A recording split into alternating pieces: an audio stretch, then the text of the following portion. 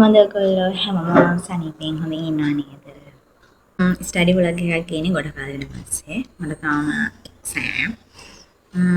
ඉතින් තව දවස් දෙකක් තියෙන එක්සෑම්. ජූනි 14 සෙනසුරාදායි. 14 හරි 13 හරි සෙනසුරාදා. ඊට පස්සේ තියෙන්නේ ආයි ජූනි 22 සඳුදා. ඉතින් සවස් සබ්ජෙක්ට් දෙකක් තියෙනවා. මට අන්තිමට විභාගෙ තිබ්බේ ජූනි 4. ඒ පේපරේ ඇත්තටම ගොතාමාරයි. අමාරුයි කියන්නේ ගන්නලා තිබ්බේ නැති දෙකකුත් තිබ්බා. ඒ කියන්නේ ප්‍රශ්න 7ක් තිබ්බා. අපි ප්‍රශ්න 5යි උත්තර ලියන්න ඕනේ. ඉතින් ප්‍රශ්න දෙකක්ම අත්හරින්න ඕනේ. ඒ ප්‍රශ්න දෙක අත්හරින්න ඕනේ වර්ණ පුණ්‍යක පාඩම් දෙකේ. ඉතින් ඊටු ටික වර්ණ පාඩම් පහෙන් දිව වුණාට ඒවා ටිකක් අමාරුයි. ඒ කියන්නේ සබ්ජෙක්ට් වලට වඩා ඒකේ අහන ප්‍රශ්නේ වෙනස්. ප්‍රශ්න දිගයි. එක ප්‍රශ්නයක් අතරේ ප්‍රශ්න කෑලි දෙක තුනක් තියෙනවා. ඒක හරි අමාරු වුණා. කමක් නැහැ. ඊළඟ එක ලෑස්ති තියෙනවා.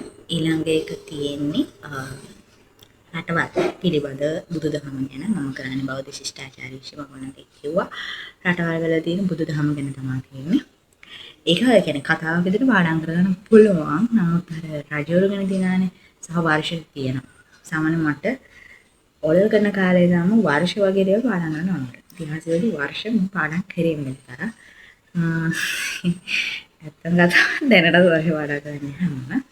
ඒරන් ඉන්නේ පාඩම් කරගන්න ඕනේ. ඉතින් බලමු කොහොමද මම පාඩම් කරන්නේ කියලා. මම බලාපොරොත්තු වෙන්නේ මොර්නින් ස්ටඩි ගෲප් එකක් කරන්න. හැබැයි දැනගලවත් 7:50ට විතර ඇති. මම හැමෝටම නැගිටලා පැය භාගයක් විතර පාඩම් කළා. ඊට පස්සේ වශයෙන් බ්‍රෙක්ෆාස්ට් එක අරගෙන මේ ආවේ. ඉතින් බලමු අපි පාඩම් කරන්නේ කොහොමද කියලා. ස්ටඩි ටික කියන්න බලාපොරොත්තුවක් තියෙනවා. එන්නේ නම් පාඩම් කරන්න. ඔයත් උදේ පාඩම් කරන්න ආස කෙනෙක් නම් ඊට කලින් දවසේ රෑ 10 මාන වෙනකොටවත් නිදා ගන්න. මොකද ඔයගොල්ලෝ දන්නවද අපිට සාමාන්‍යයෙන් අනිවාර්යයෙන්ම පැය 6ක නිින්දක් ඕනේ. කවුරු මොනවා කිව්වත් විභාගය ලඟ වෙනකොට උනත් විභාගයට තව ගොඩාක් කල් තිබ්බත් අපිට පැය 6 නිින්ද අනිවාර්යයි. ඒ නිසා ළමයි විදිහට තාම ඉගෙන ගන්න සිසුන් ශිෂ්‍යයන් විදිහට අනිවාර්යෙන් පැය 6 නිින්ද ලබා ගන්න.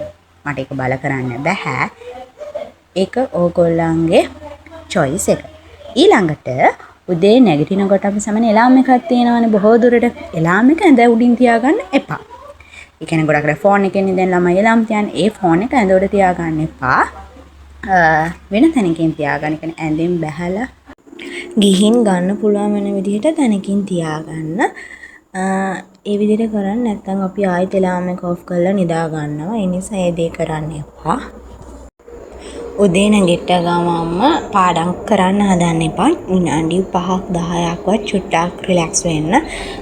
පොඩි වොෂ් එකක් දාගන්න. ඒ කියන්නේ පොඩ්ඩක් මොන හොදගෙන එන්න.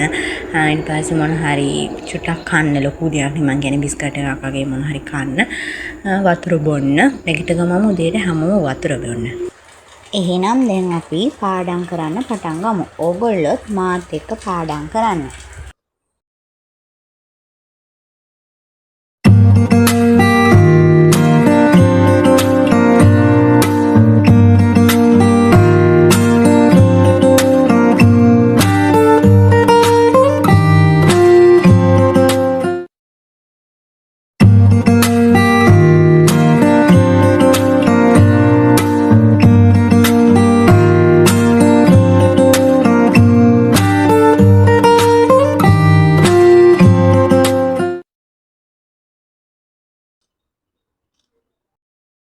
බඩගින්නට පොඩි ස්නැක් එකක් හදාගත්තා. මේ තියෙන ඒවා. Facebook එකෙන් තමයි දැක්කේ. අර පැහැදිලි නම් නැතුවත්. මං සෝස් වැඩි කන්න නැති හින්දා පොඩේ දාගත්තේ.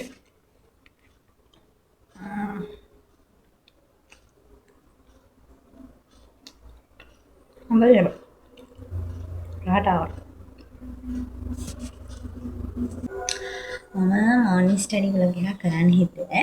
මම පාඩම් කරනකොට තේරුම් ගත දෙයක් තියෙනවා. මෙහෙමයි. ඒක ඇත්තටම හැමෝම දන්න දෙයක්. මම හිතන එක චුට්ටක් ඔයගලන්ට කියන්න. හැමෝම දන්න දේ මාත් කියන්න. මම මට අන්තිමට විභාග ඉවරනේ මම කිව්වා ජුනි 4 කියලා.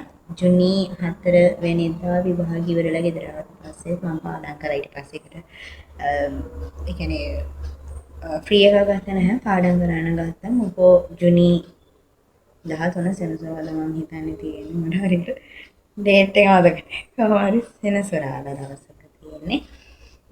ඒ කියන්නේ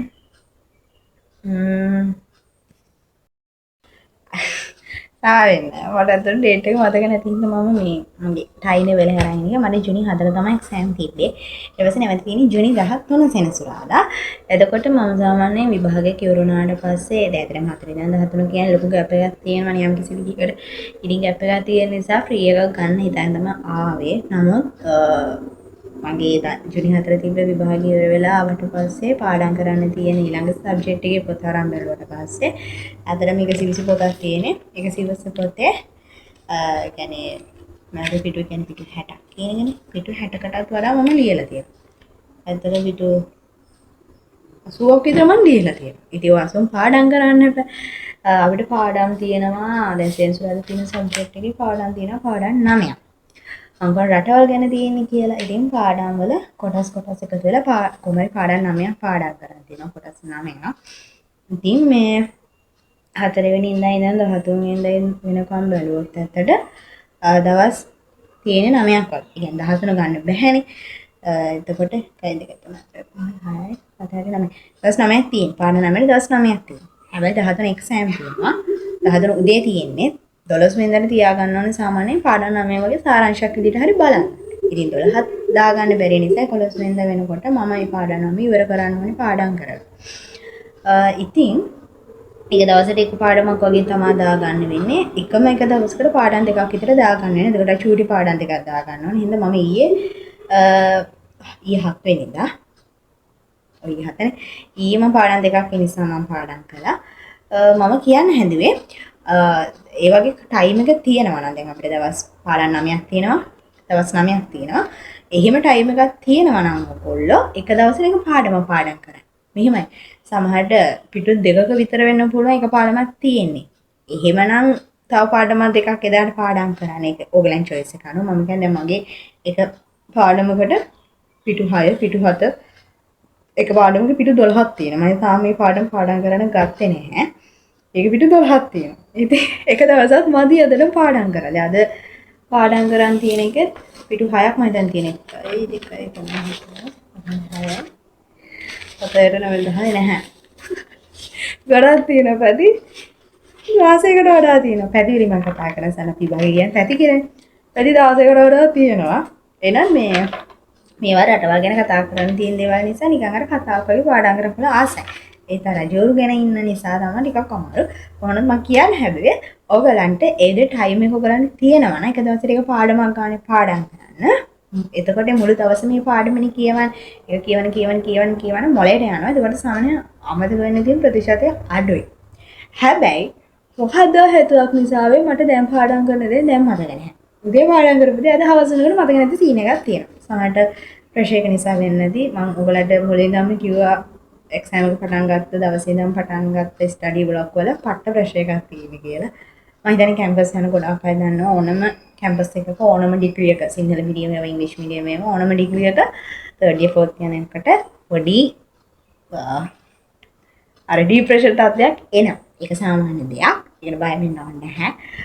කොහොම නමුත් සමාන උත්සාහයක් තියෙනවනේ කරගන්න බැරි ගමන මොකෝ ෆස්ට් ක්ලාස් ගන්න සෙකන්ඩ් අපර් ගහන ඕන තරම් මිනිස්සු ඉන්නවනේ මම උත්සාහ කරන්නේ ෆස්ට් ක්ලාස් නැතරම ගහන්න බෑ. මම හිතන්නේ ෆස්ට් ක්ලාස් ගහගන්න පුළුවන් මේක මොකද මම දැනුත් ඉන්නේ සෙකන්ඩ් අපර් එකේ. ඒක සෙන් ලෝවර් එකට යන්නත් සෙකන්ඩ් අපර්ම තියාගන්නයි ඕනේ. මේක තමයි උත්සාහ කරන්නේ. මේ සැරේ විභාගය අමාරු වෙච්ච නිසා බයයි.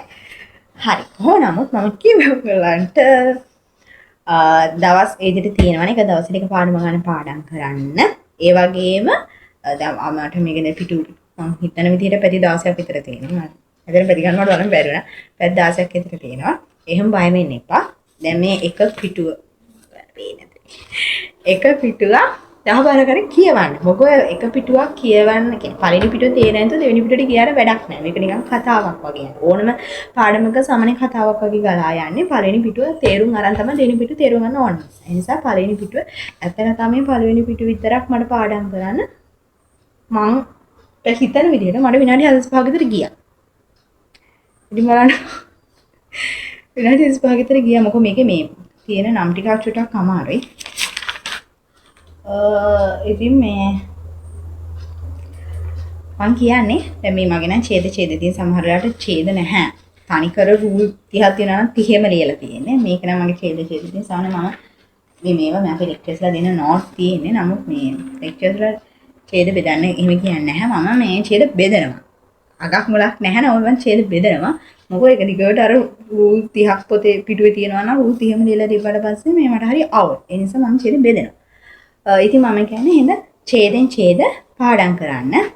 එක දවසකට අර ටයිම් තියෙනවා නම් එක දවසකට පාඩමක් ගානේ පැති ටික පාඩම් කරන්න. එක පිටුවක් විනාඩි 45 මට ගියා පාඩම් කරන්න. Tamanට නේද හොඳ. ඒ නිසා කොච්චර ටයිම් ගියත් කමන්නේ පාඩම් කරන්න. මොකද මම මේ පාඩමේ මේක ඔක්කොම ටික මගේ ඔළුවට ගියාට පස්සේ තමයි මේ පිටුවේ ඔක්කොම ටික ඔළුවට ගියාට පස්සේ තමයි ඊළඟ පිටුවට ගියේ නැත්නම් වැඩක් නැති නිසා. මට ඔක්ක තමයි කියන්නලා තිබ්බේ මගේ මෝර්නින් ස්ටඩි එකේ ඒ ස්ටඩි ටිප්ස් වලට අමතරව කතා ටිකක් දිග වුණා. මම හිතුවා තේරුණා කියලා. නැවත සරල ඉක්මනට කියන්න.